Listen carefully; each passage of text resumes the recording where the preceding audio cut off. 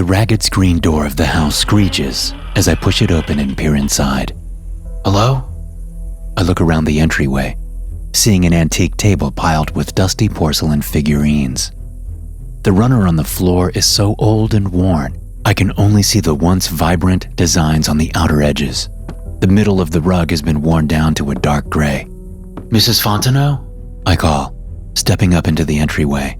The house looks like it's leaning slightly from the outside, and as soon as I step up into it, I can tell that it isn't just an illusion. There's a barely perceptible tilt to the floor. There are stairs ahead of me, leading up into the musty house. The afternoon sun streams in from behind me, but the house is dark since my eyes haven't adjusted. Everywhere I can see, the wallpaper is peeling and bubbling from the Louisiana heat and humidity. This once great house is falling apart, and I expect it will be the same for the old woman who lives here. Mrs. Fontenot? I call again, stepping up to a closed door on the left. As I turn the knob and open the door, a creak sounds from behind me. Looking over my shoulder, I see nothing. I return my attention to the doorway, seeing a girl missing an ear and her right arm staring up at me from just inside the room. I jerk back, my heart lurching into my throat. She steps toward me. My first thought is that she's dead.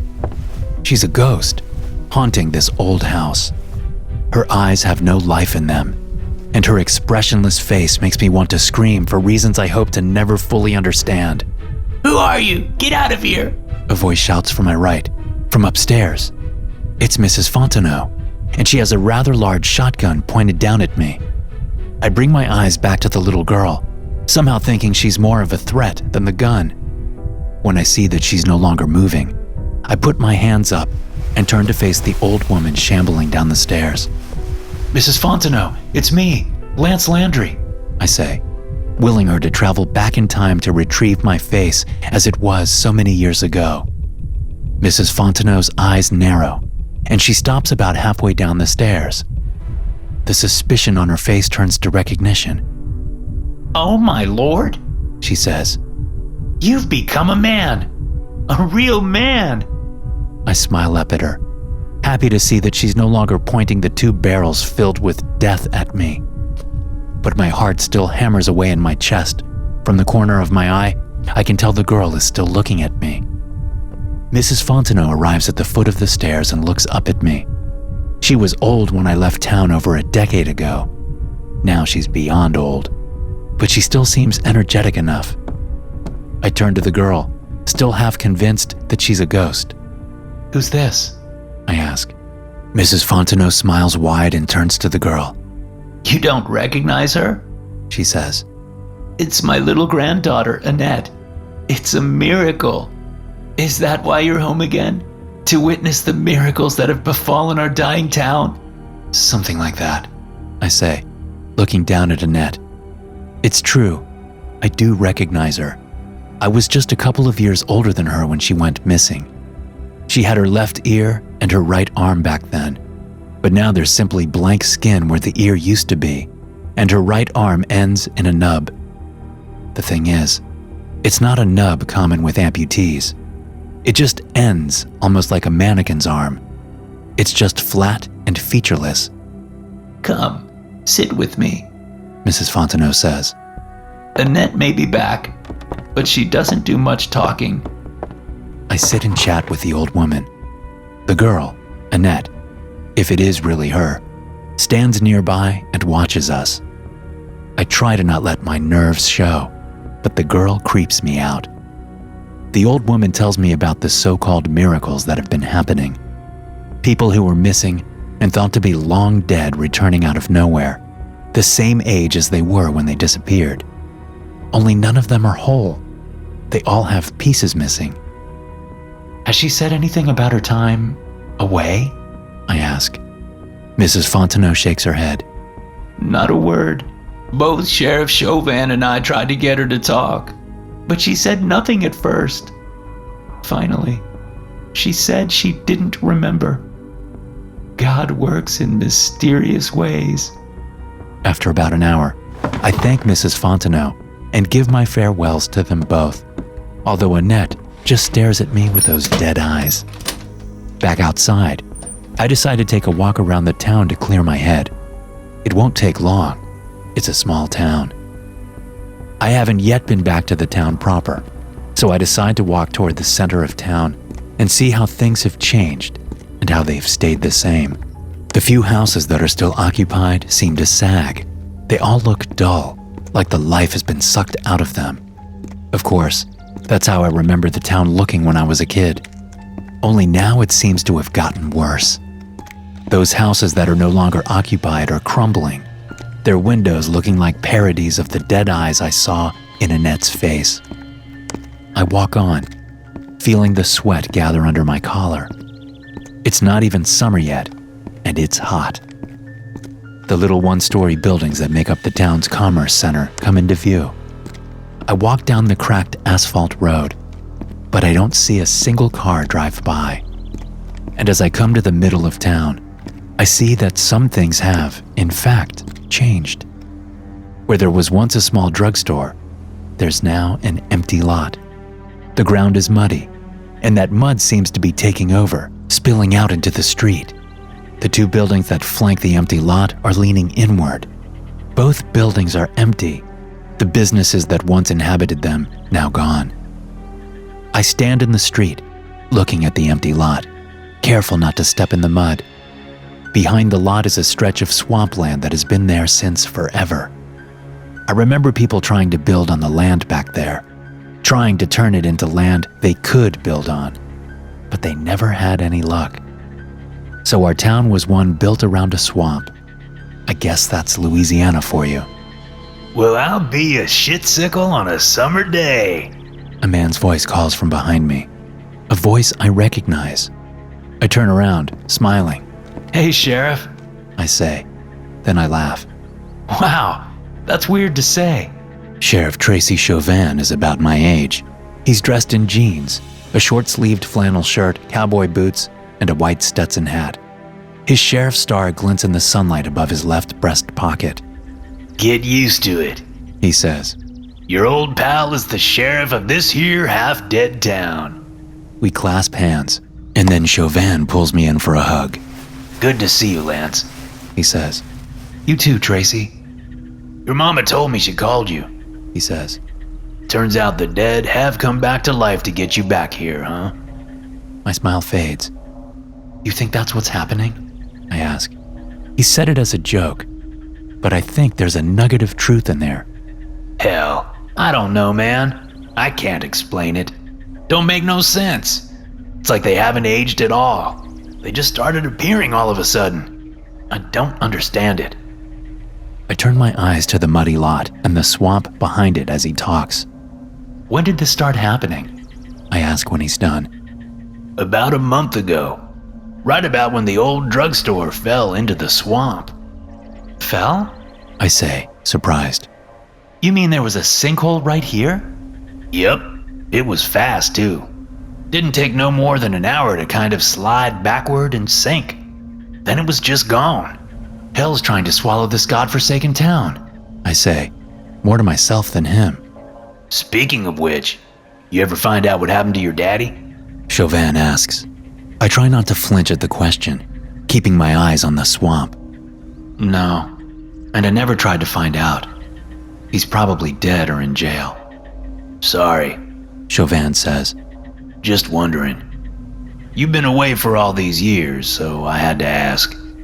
Chauvin stops talking, but I know that he has something else to say. Go on, say it, I tell him. Well, I just wondered about the chances of your daddy showing up like those others. I thought maybe that's why your mama called you down. I turn to look at my old friend. I guess it's possible, I say.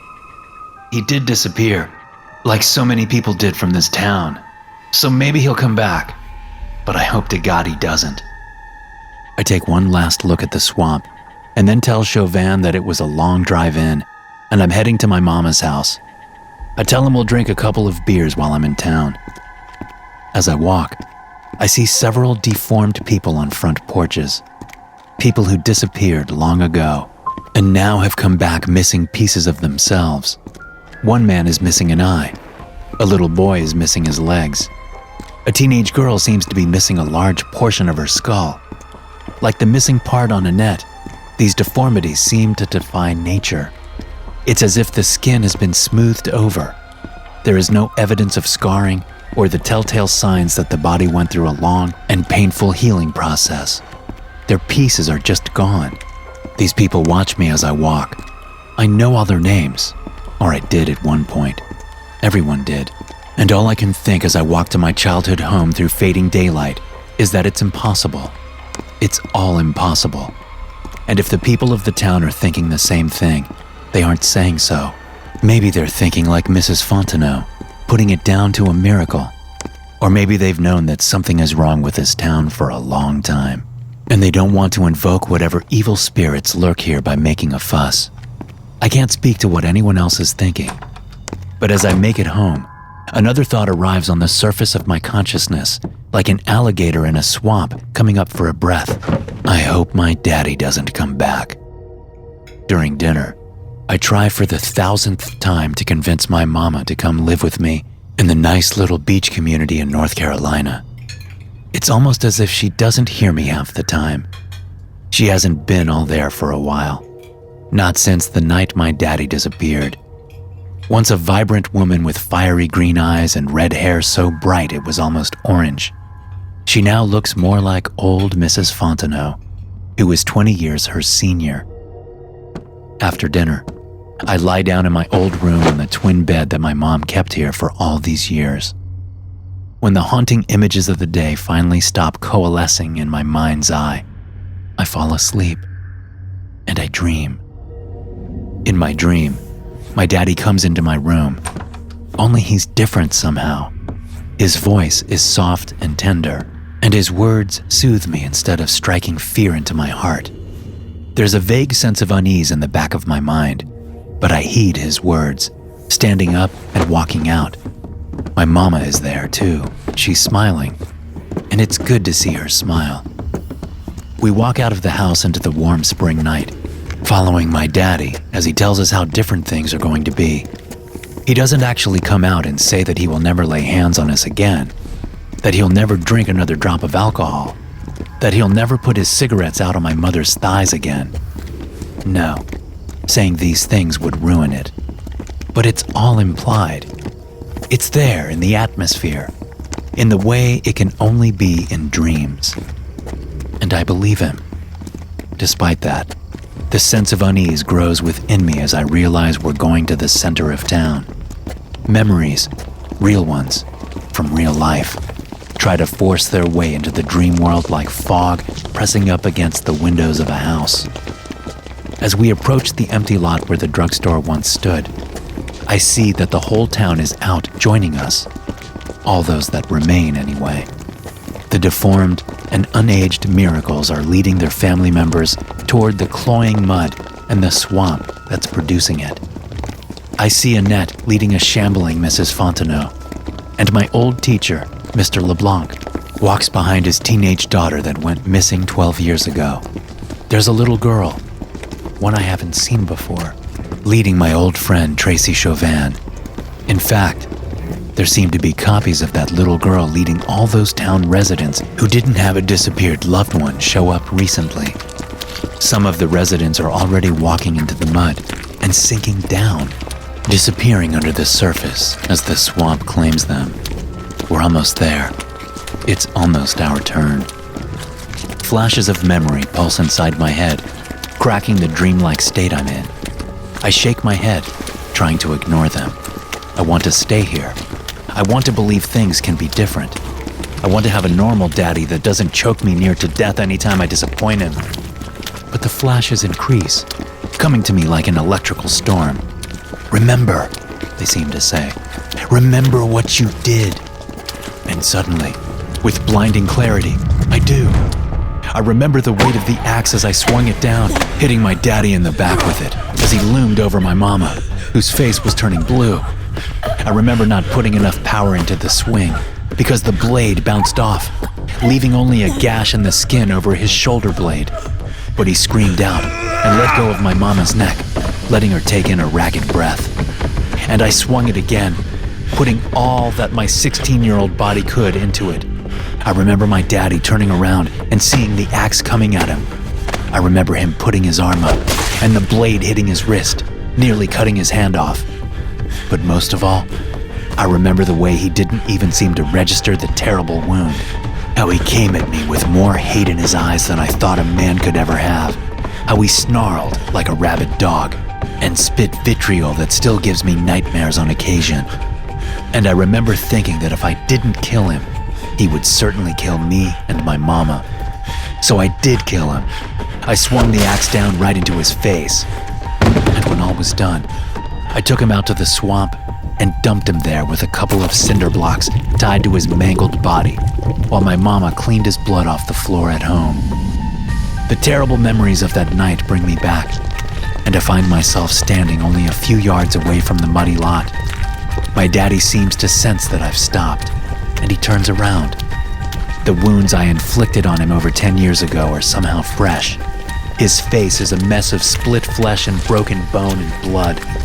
One of his eyes hangs out from the optic nerve, and his right hand is nearly severed. Stop! I shout, seeing that all the townspeople really are out here, being led to their deaths by family members that came back haunted. Stop it! It's not real! I shout, and this seems to knock Chauvin and a couple of others out of their daze.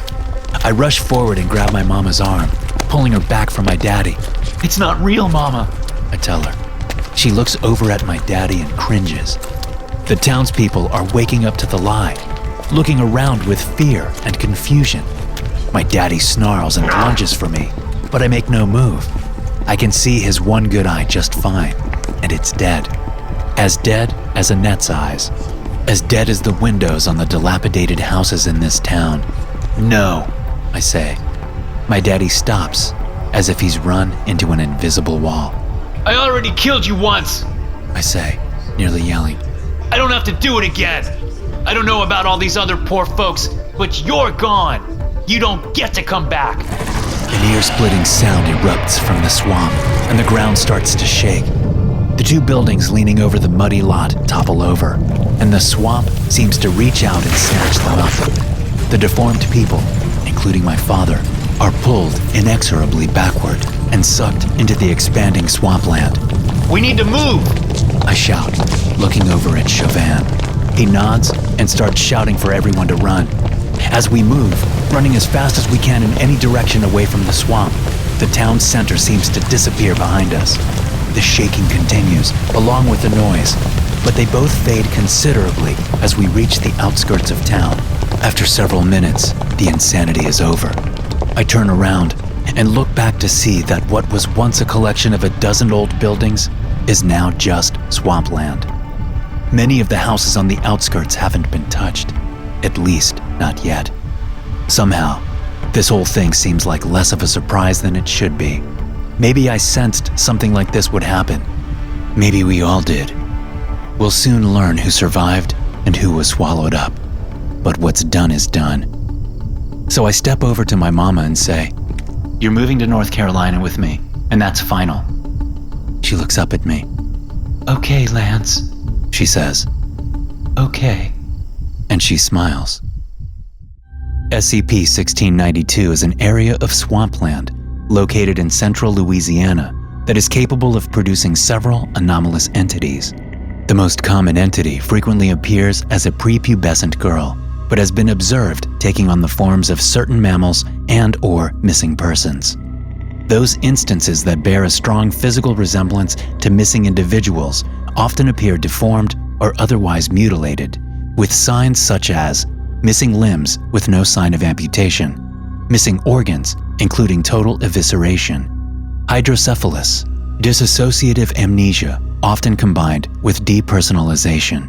Hey guys, thanks for listening. Be sure to subscribe to the podcast for more SCP stories like this one. You can also check out some more episodes from the SCP Experience podcast here. I'll see you in the next one.